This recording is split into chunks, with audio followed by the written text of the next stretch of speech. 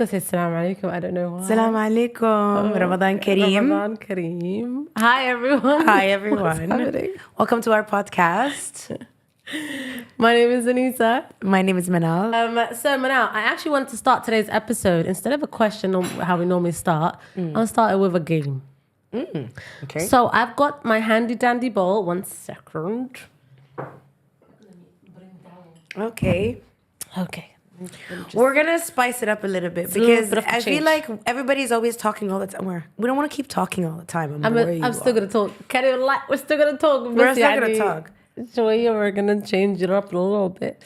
I have my handy dandy bowl and it has questions in it. You're going to pick one, you're going to answer it, and I'm going to do one after, okay? Okay. I'm gonna shake it so we don't... Is it going to tell my future? Not today. I am ready to tell your future. All right. Read out your question and then you answer. Okay. First of all, I love your handwriting. It's such a also the teacher first time I handwriting. actually see her handwriting. It's such a teacher handwriting. If you could see this, her handwriting is so clear. The spacing is 2.5.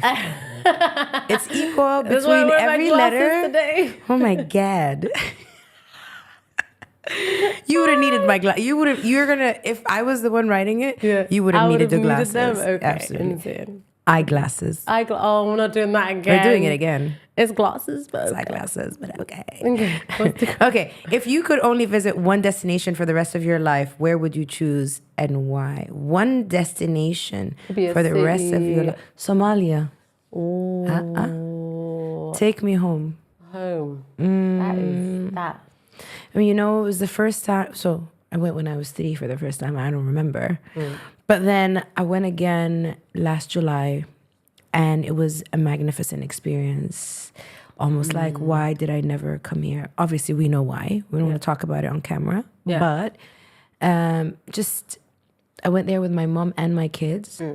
And honestly, the most eye-opening experience in my life. And I know a lot of people can say like they can go home. And I think that was the thing that really like hit the spot, resonated. It was that like I all this time I could have gone home. Oof. And I'm so happy you got to go with the kids. Yeah. Like I saw snippets of it and we've spoken about it. Oh my God, it's my thing, Ashley. What do you call it? My In elbow? Somali? Elbow? What do you No. call it? In Somali, what do you call it? I don't know.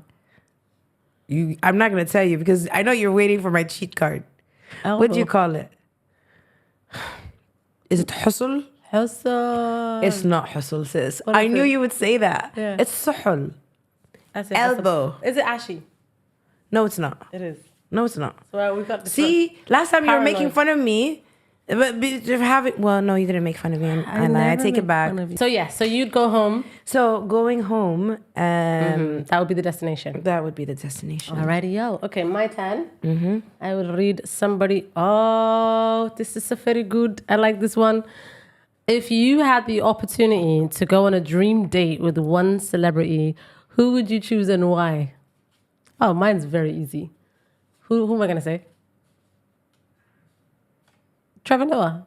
All right, Oh, that's what I'm Trevor, always gonna say. please call her. No, it's not even that. This is I'd the second episode. I would go out with Trevor Noah because I'm telling you, it's like every time this man speaks, he just opens up. Yeah, I just want to of- sit in his brain Yeah, and he opens and up watch like, everything go. right. He just opens wanna- up like portals of information, Oh my and I'm God. like, wait, I have questions. I always have questions. After he's done talking, I've always got questions. So, I would have my dream date would be with Trevor Noah, and I would have said his grandma, but his grandma died, but like his mom, just to kind of, Okay. There's me. There's you. Is that the only? No, are we there's picking up one que- more? No, it's you now. It's your turn. Pick another one. Please. Okay. That's good.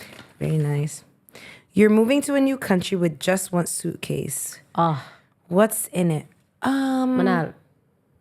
They don't want to know what suitcases or what you take every day when you're leaving the house. The bags. I'm not gonna talk about it. Let's not talk about that. Okay, Let's good. not talk about that one. It's not bad. But you're moving to a new country with just one suitcase. What's in it? My Converse. Okay, it's one. Toiletry bag. Zin. It's very Hygiene. Listen, my hygiene, of course. Yeah. Listen, my skincare vibes. Mm-hmm. My hurud in a little small bag. Hurud is turmeric. Yeah. Definitely. I've got a pair of jeans and 3 shirts and a jumper. You're so efficient. Yeah, absolutely. Listen, I pack for 4 people every time we travel. I've learned to pack. I travel with 2 suitcases, 4 people. Yeah, you're efficient. I'm proud of you, baby girl. Listen, 2 suitcases is just me. Absolutely. Okay, my turn. Yes, go. Okay, I'll do this one. Oh, describe your dream morning routine. So first of all, I'm not a morning person at all. I don't care what you pay me, what you don't pay me. Like, I'm just, the only time I'll happily get up in the morning is if I've got a flight to catch. That's the only time. I love the morning. Yeah, you are the morning person. Between us, Manal will send me a voice note at like 7:37. I'm like, and she will call me at 12 o'clock at night. Yeah. Oh, I'm a night owl. I could call at 7. I could wake you up at 7. Yeah, but Manal 12. And that's me thinking like, no, I feel bad. So my dream morning routine is to sleep, and not have to worry about bills. Yeah. I love that. I think it's like 1 or 2 more. There's 2 more. Okay. You have 5 minutes to get ready for a date. What's your process? Just 5 minutes to get ready for a date? 5 minutes. That's all I need. All this makeup is 5 minutes. Oh, you better let them know. Listen, a little concealer, a little blush. Okay. Keep it light. Some mascara, eyeliner is standard. Standard. And then just like, tease my hair a little bit. Yeah. Clothes, put on like a nice wrap dress. And you're good to go. You know what? Out of the both of us, you would be the one that got ready in 5 minutes. The funny thing is, I think everybody will tell you I am also the latest everywhere. No, but it's not because you're getting ready though. No. It's because you're taking care of everybody else. That's why. Okay. It's never you're ready. You shout you're ready, but it's because you're thinking about everything else. Me? Yes. No. An hour and a half minimum.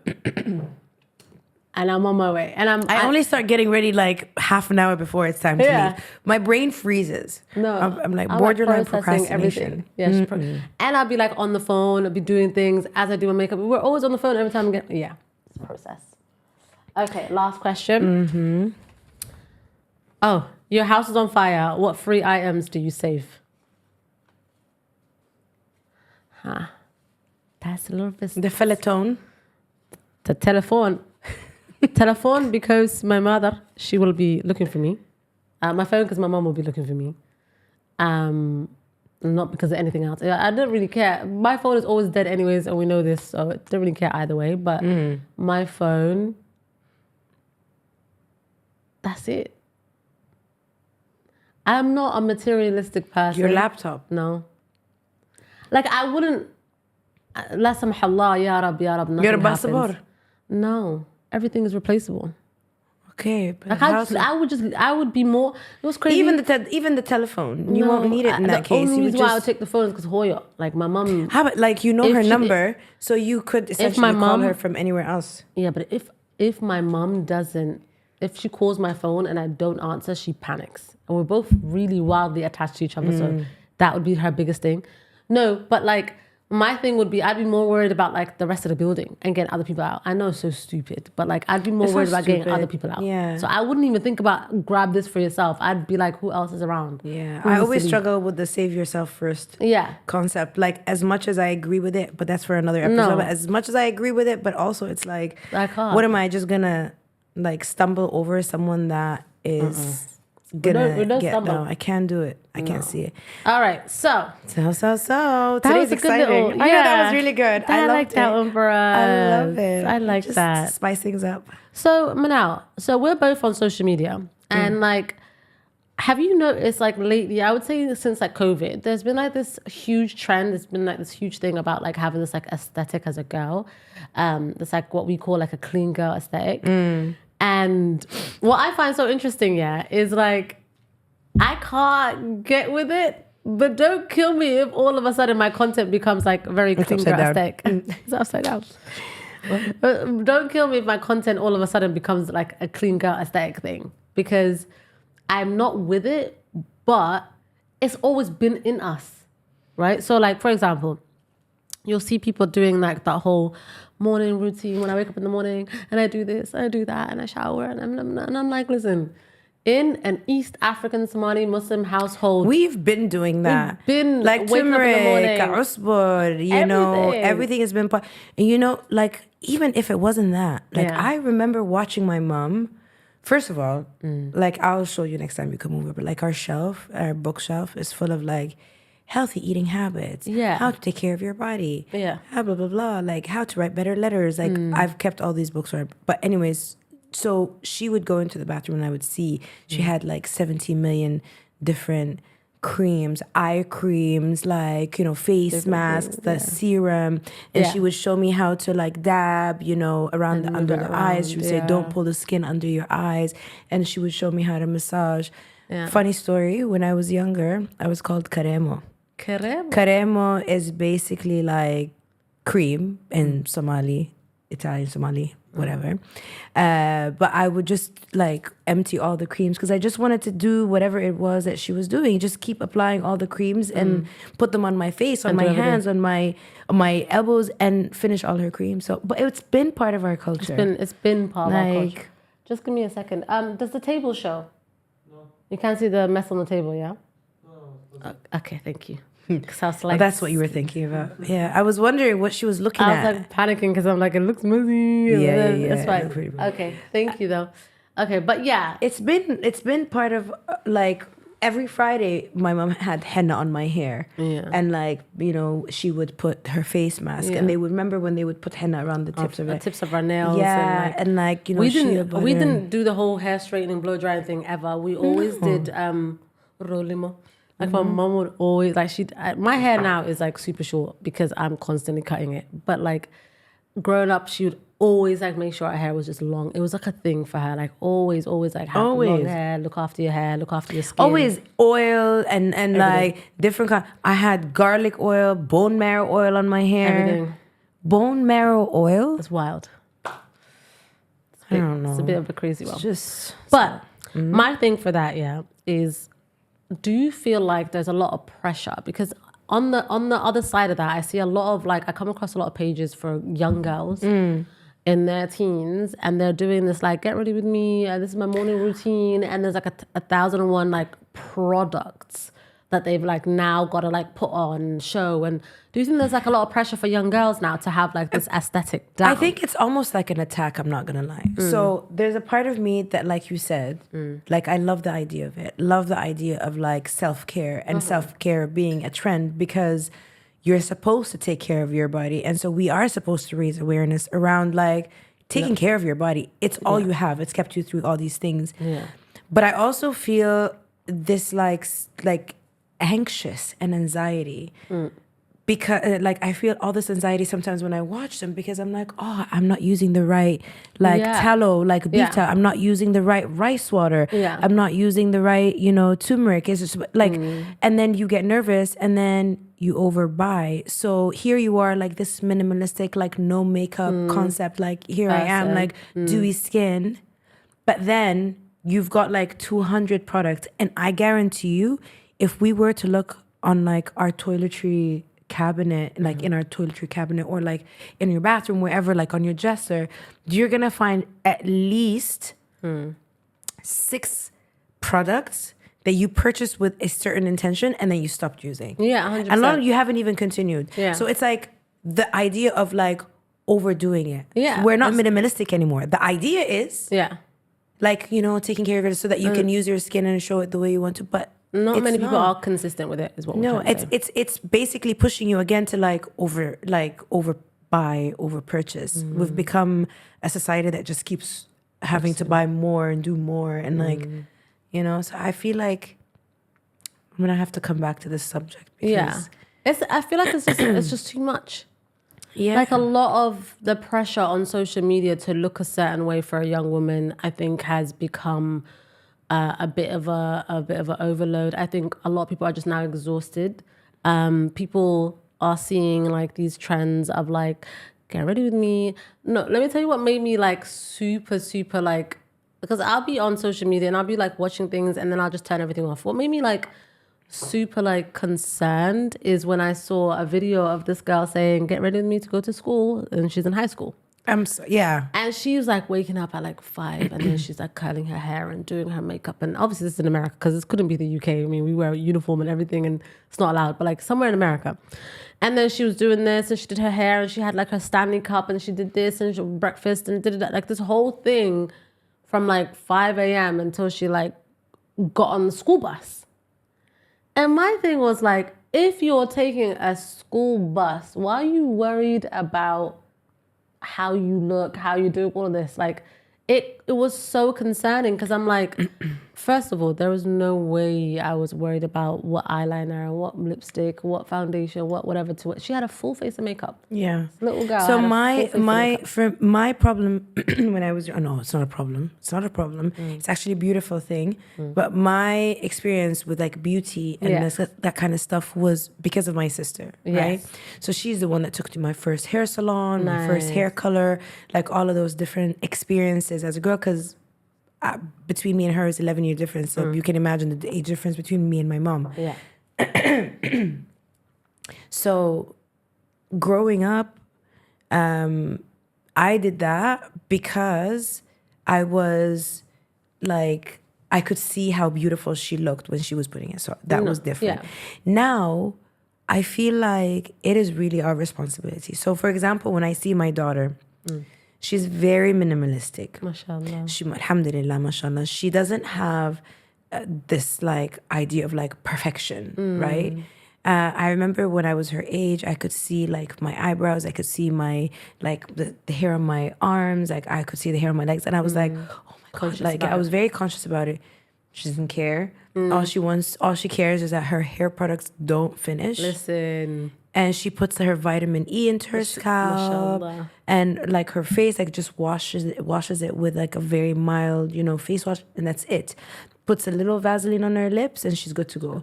But I've noticed that other kids at the school, or other kids at other schools, I've seen the body sprays, the lip gloss that's like rosy pink, the little blush, the mascara, drawing the eyebrows out, and I'm not, some of them even put lashes on, sis. No. And the stick on, like I think now it really is our responsibility. I love talking about the subject because I also had to dumb down my makeup and how I take care of myself, from putting a lot of makeup on to everywhere I went. And I don't know if you had the same thing, but like all the way to now where I'm just like, I can actually, like, I go to work, I go to meetings without any makeup on. That's taken me almost 10 years. 10 years to be able to get to that point. I just think what about you? The pressure of it all. I mean, I've got loads of sisters. So, like, there's only one younger than me, but the rest are all older. And there's 5 older than me. Oh, no. Wow, that's what there's happened. 5 You said 12 or 13 siblings? There's 12 of us. Yeah, you forget. Mashallah. There's only one sister younger than me, and she's really into sports, so she didn't do the whole makeup thing. But my older sisters, no. But we went to. I mean, London, you can't wear your makeup and all that to school. Anyways, you get sent home for wearing the wrong color trainers, the wrong color shoes. Yeah, like same here. Right? It was very strict. But my issue now with social media is that there's this like hurry, this rush for young girls to be in this like era of like this influencer thing, and I think. It makes me sad to see, and I don't think enough people are talking about it, the fact that young girls, I know Instagram and Facebook is doing this whole age limit thing now, right? But there's a very high number of young girls that are on these platforms that are looking way older than they need to be, that are wearing makeup and doing their hair and doing all these things, and it really takes away from the innocence of their childhood and their actual age. And then on the flip side, the harmful side, which is like all the cyberbullying that's happening because of it. Young girls are self-harming or, thinking about ending their lives because they don't look a certain way. And I wish I could just like shake them and be like, your body is going through its own process. You are going to grow into your woman. It's funny because I always laugh about it. I always say I grew into my womanhood. A teenager me, Rafad. I was Rafad. You know what Rafad is? Rafad is a struggle. I was like a tomboy. I like barely brushed my hair. Like I was just running through, like I wanted to play outside. I wanted to do all these things.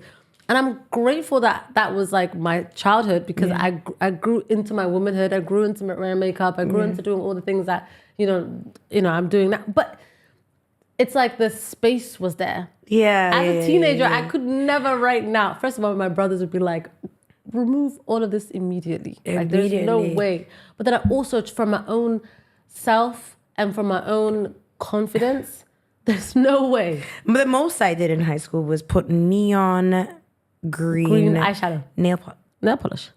Eyeshadow. What is it?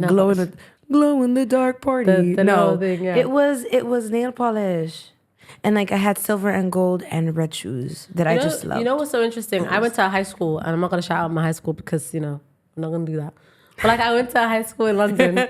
I want to know all the Jews. And we used to wear If you are the principal at her school, please reach shout out. her out, man. Yeah. But we used to wear uniform, right? Yeah. Full uniform. I mean, London, that's a very normal thing for a lot of the schools. Full uniform, head to toe. I know how to tie a tie, all of that stuff, right? So, long story short, every year, for some crazy reason, our high school used to have a Valentine's disco. I don't know why. We didn't have nothing else. We would have like a Christmas dinner and then we'd have a Valentine's disco, okay? That day was the only day you can come into school without uniform. It was the only day you could come without uniform. And we'd pay like £1 or 20p or something. I can't remember how much it was. And that money would go to charity. So there would be a DJ. To Valentine. Valentine is coming.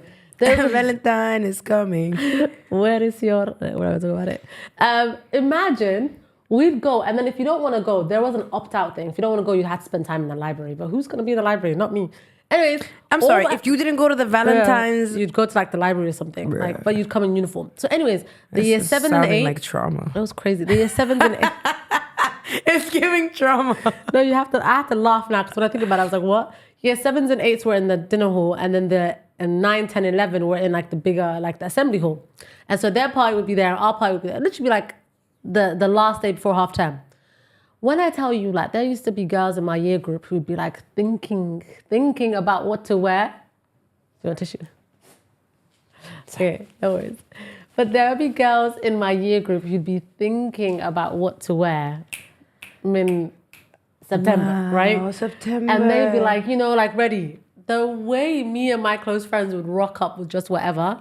Bear in mind, one of my siblings or two of my siblings are in the school. So it's not like I'm going to be like out here like, And it was just crazy to me because like, even then, people were still conscious of whatever. But what's different now and why I'm worried now more than I was before is everything is being put online and I don't understand why. I mean, I understand why.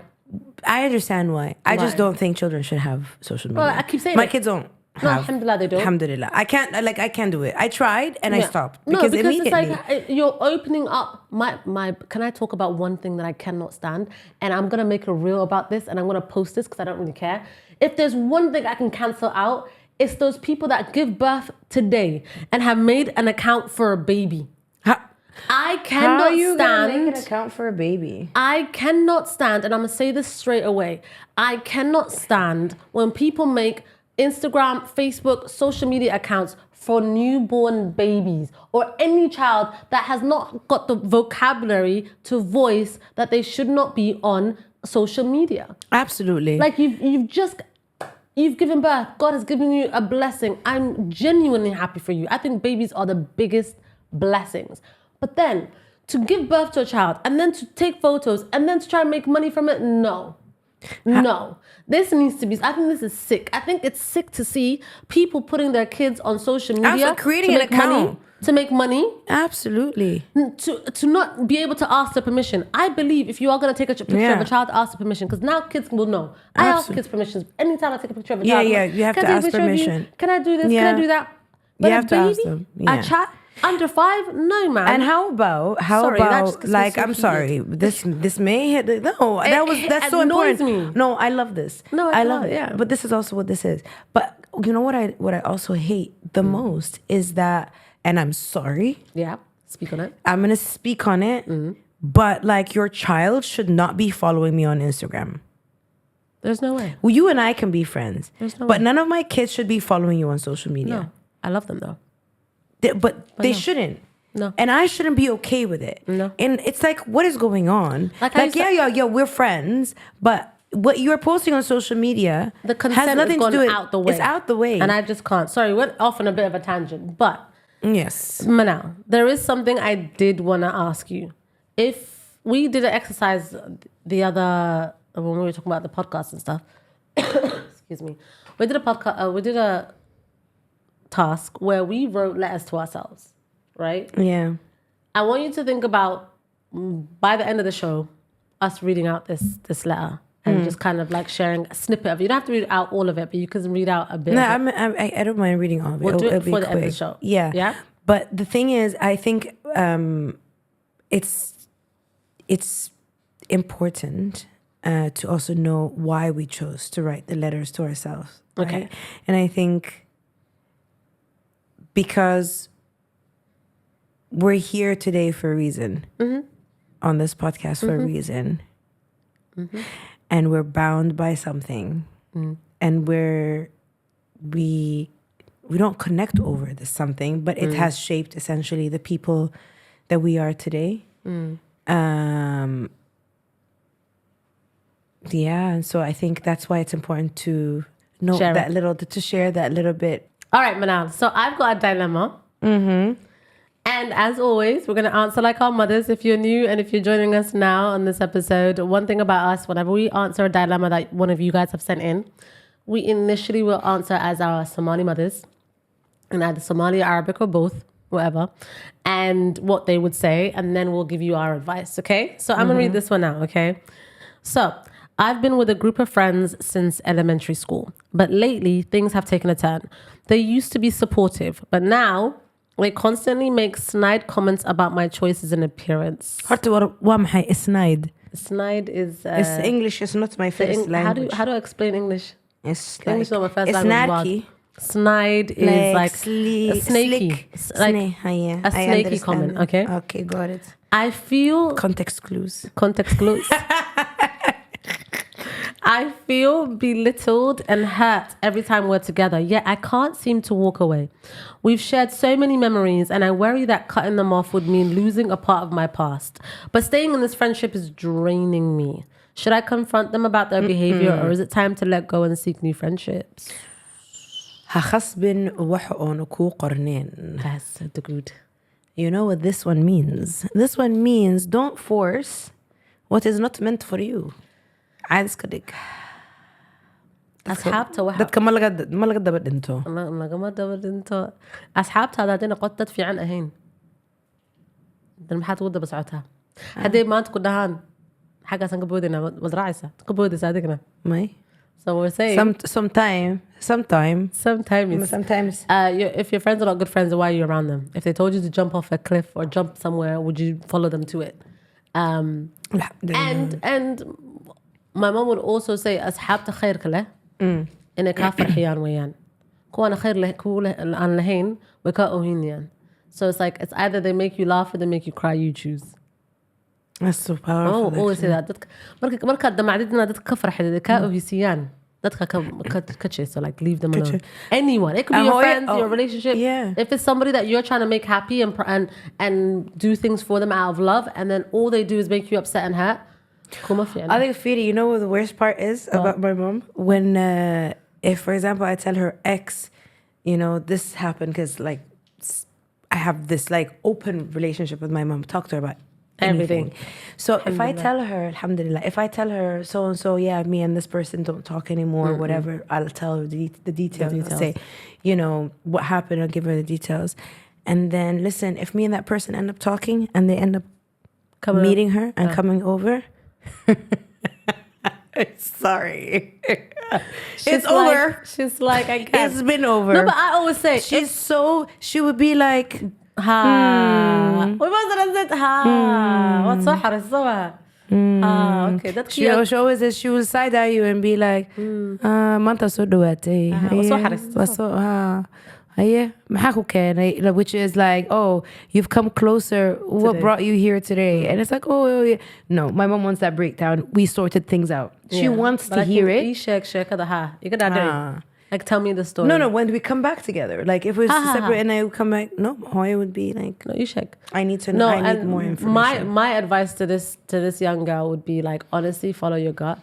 I always feel like as you get older, you naturally weed out people in your life. Because friendship anyways. is like seasons. It is. And not everybody is supposed to be there for you in every season of your life. No. It is nice that people have got this thing where they're like, we've been friends for 40 years, we've been friends for 50 years, we've been friends for 20 years. A number is a number. But if you are someone who's constantly growing, constantly changing, constantly evolving, then the people around you are also going to be the same. You can be a good person, but have boundaries. There is nothing wrong with having boundaries. If somebody is not treating you correctly, it's okay to walk away for your own safeguarding and for your own peace of mind. My only thing about that is, I always say, leave things in a space of khair. Leave things in a good way if you can.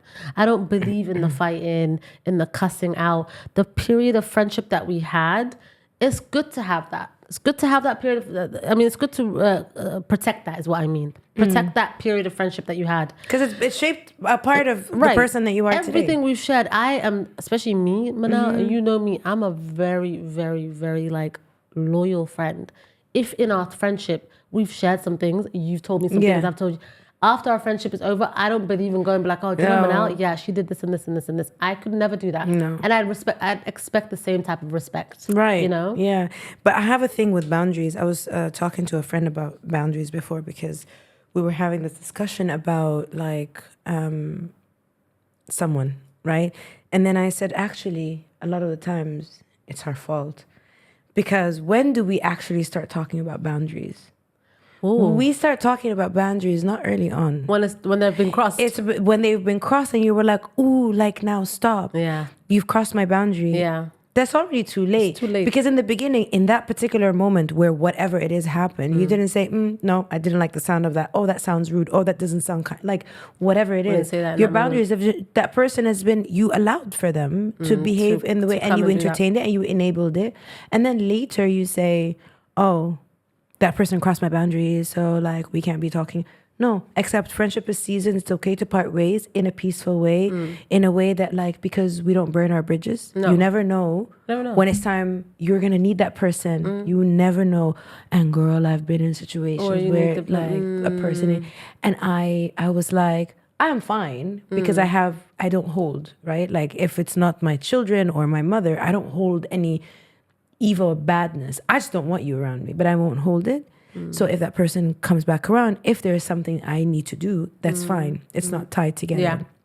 But boundaries, we speak of boundaries so lightly, but we've never established them in the beginning. I love that. That's a really good point. So Hadda, for example, if me and you are like having an argument, if in this particular moment you're gonna say, oh, babe, like imagine you take lemon with your tea every day. And because I put lemon in the tea every day, and then one day you're just in an off mood and you were like, I actually don't want to drink this tea. Oh, I don't have lemon with my tea. And then I'm like, oh, why didn't you tell me before 6 years ago that you don't drink lemon? So because now I'm offended. And then it becomes a bigger thing. No, I love that. That's a really good point. So I hope that was helpful advice for the sis, because, you know, friendship is something that we're going to talk about, Manal. Me and Manal have been having some very personal conversations. I'm not really going to get into all of it today, but we will get into it, inshallah, at some point. 2025 kind of started off a little bit. I'm going to speak on my thing because I think I should. But 2025 kind of started off as a bit of a shocker. I can't talk. 2025 started off as a bit of a shocker for me because it really showed me how some people I've been loving and protecting have been towards me. I'm never going to say anyone's names or I'm never going to pinpoint things, but the gist of it all was I was insanely in love with and loyal to people, friendships, and the whole time it wasn't what I thought it was. And you know, I realized the lesson that I learned from it is I was giving unconditional love to people whose love towards me was conditional. And wow. Say that again, please. no, I can't. 'Cause You I'm were gonna cry. giving love. I was giving to unconditional love to people whose love to me was conditional. And I had to take a huge step back and kind of process all of that. And it was just like one after the other, after the other, after the other. And it was just a roller coaster of like that. And I'm not one to talk about my feelings. You could be around me every day and never know something's wrong. Because I'll process it and I'll whatever and I'll let it go. But one thing I am so grateful for you and I is that we have this like open space of like conversations where we talk about these things. Yeah. And accept each other. And accept each other. And I was telling you, like, I'm just in a phase of like, I'm treading so lightly now because like, you know, when you've given so much love to people and then it's like in your face, one slap after the other, after the other, after the other. And you're just like, well, what the hell do I look like a little weirdo now? You know, because I'm just out here. Is it me? Am I the problem? Am I the issue? But that's okay if I am. It's okay if I'm the villain in their story because I probably am the villain in their story. No, but that's that's irrelevant. I think that Allah, puts People takes people out of your life for a reason to match your intentions for yourself and for your future. Yeah. And some people are not a part of your growth. They will hinder your growth. Yeah. They will take control of your heart. They will you putting already you said like you're putting your heart and your unconditional love.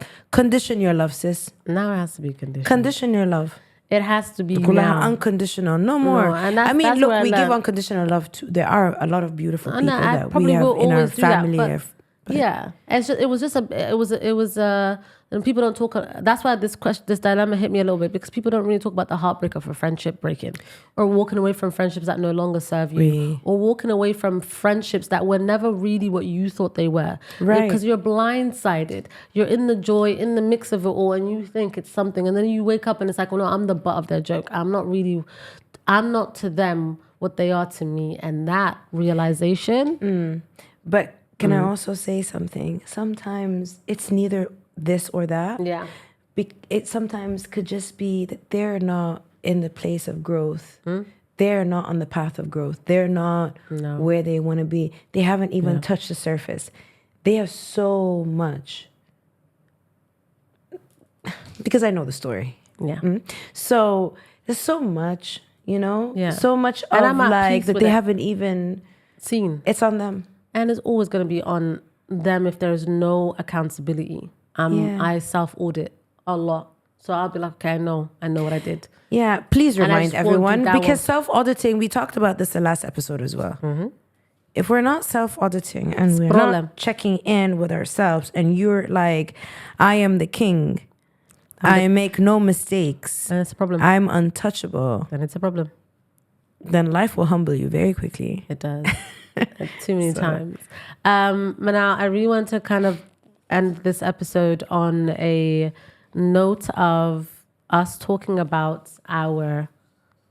Sorry, I don't know why I'm confused. Us talking about our younger selves. So you came up with the idea of us writing the letter to our younger selves. Why do you think we needed to do that? Well, I'm sometimes cross, like between the two. I'm stuck between the two, whether it is that I actually want to tell her to, like whether I actually want to talk to her.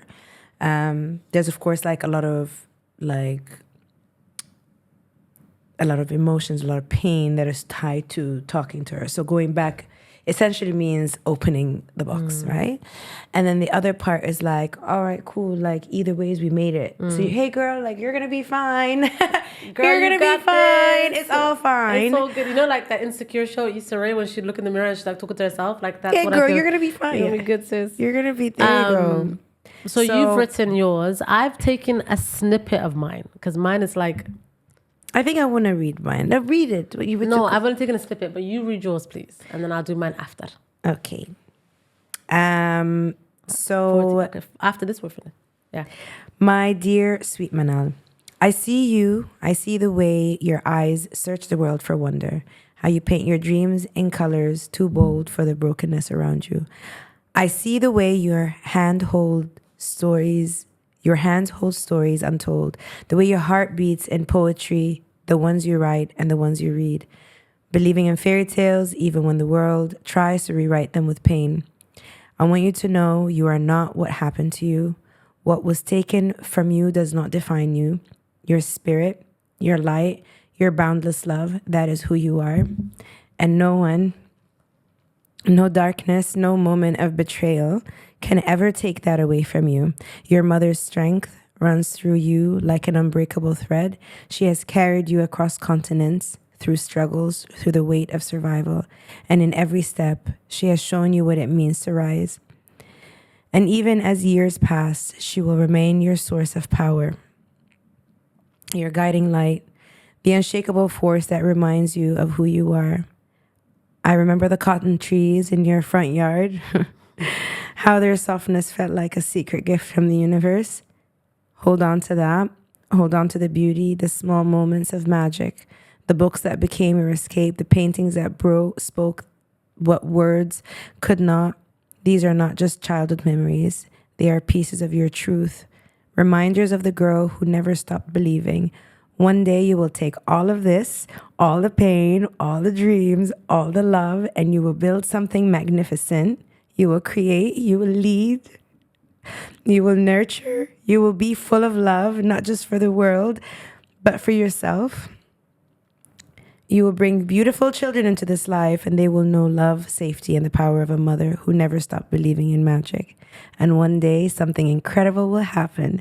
You will hear your voice, not the whispers of self-doubt, not the echoes of the past, but your true voice. Whoa. Strong, certain, and unapologetic. And when you speak, the world will listen. So hold on, my love. Oh, The road ahead is winding, but it is yours. And trust me, it leads somewhere beautiful. With all the love in the world, your older self, wiser self. oh my God, I'm gonna cry. That was amazing. That was amazing. I want to change a thing. That was really good. I like that for you. And because you said it so authentically and because it was something that was just so you, we're not even going to unpack it. No. We're going to come back to this. Yeah. And it's on camera now. So I'm going to come back to it. Yeah. I need a minute. It's just, that's why I wanted to read all of it. I wanted to take it apart. But I think after I was done writing it, I was like, she owes me. Or she owes me this. I need to tell her how brave she is. I need to tell her, like, we got this. Well, you got this. Like, you're fine. It gets better. Or I owe it to her. I always get confused, guys. Leave it to me. All right, so I'll read mine just real quick, but I'm going to read a snippet. Just a little bit, right? Because mine, it goes into so many different things. But okay, So my dearest Anisa, or Aisha, I'm going to go into why that's my name too later on. Right now is your fun time. Sit in it. Enjoy the hugs and kisses from your dad and your mom too. Create core emotional memories, but be more thoughtful around the ones getting older. It's okay not to understand everything right now. You always ask too many questions anyways. But in time, you will. You have exactly what you need to be the version of yourself you'll need soon. But for now, be at peace because that's where your happiness always lives. Yeah. That's my letter to her. Listen, I was like, we're not doing this like crying. I can't keep crying on the bloody ground. I can't. I refuse. I refuse. All right, guys. You know what? We're going to end it here on this emotional note. If you guys have ever done this, if you haven't ever written a letter to yourself, I highly recommend it. Thank you, Manal, for making us do it. Yeah. Thank you guys so much for just being with us on this journey. I know we say it at the end of every episode, but truly, we're so grateful for you guys. Thank you, guys. We appreciate you so much for taking time to support, listen, give us your suggestions, and thank you so much for listening. And there is it.